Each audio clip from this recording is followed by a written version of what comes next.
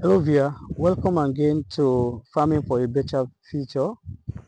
We are still in fellow farm community exploring the type of agriculture practice in this area, but we are still in the Jakatu plantation site to find out what are the process of planting Jakatu and why are these plantation yielding or we are seeing more Jakatu in this area. According to the owner, the process of Jakatu to them is very simple. It does not need much work because what you do is first you prepare the land, you prepare something like a bed. You see, this is the bed. This is the bed. You prepare something like a bed.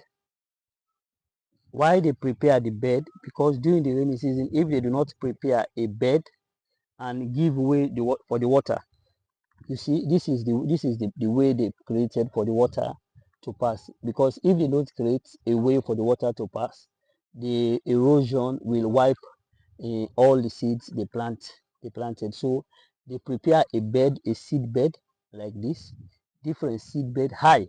Because look at it, you see the seed bed is very high. It's very high. The seed bed is very high. Look at the other seed bed. They prepare very different types of seed bed, but very high seed bed. After that, another thing they do is that to ensure that the plants have space to produce more jakato. They don't just broadcast the seeds. They ensure that they do it by line. Dig hole, give space, dig another hole, give space. But during that time, any hole they dig, they ensure they put the jakato seed inside, close it.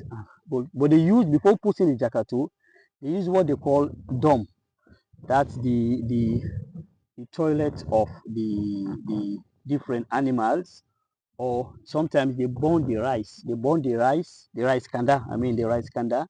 They mix the rice kanda. They burn rice kanda. They mix it with the soil so that it will help to produce more fruit. So this is how they do. They dig. They make. You see, this is.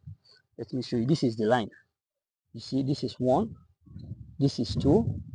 This is three. This is four. You see the holes so that the plant will have more space to mature. So you see how the space is. They make sure that the space is so that it will have more space to mature, to grow freely, to produce more jakato. So this is how they do it. They do it by spacing. You see the jakato. This is another jakato. You see how they space it, the spaces. So this is how they do this is how they do things to ensure they have good harvest or proper yield at the end of the day. They ensure that they have seed beds and the seed bed is very high.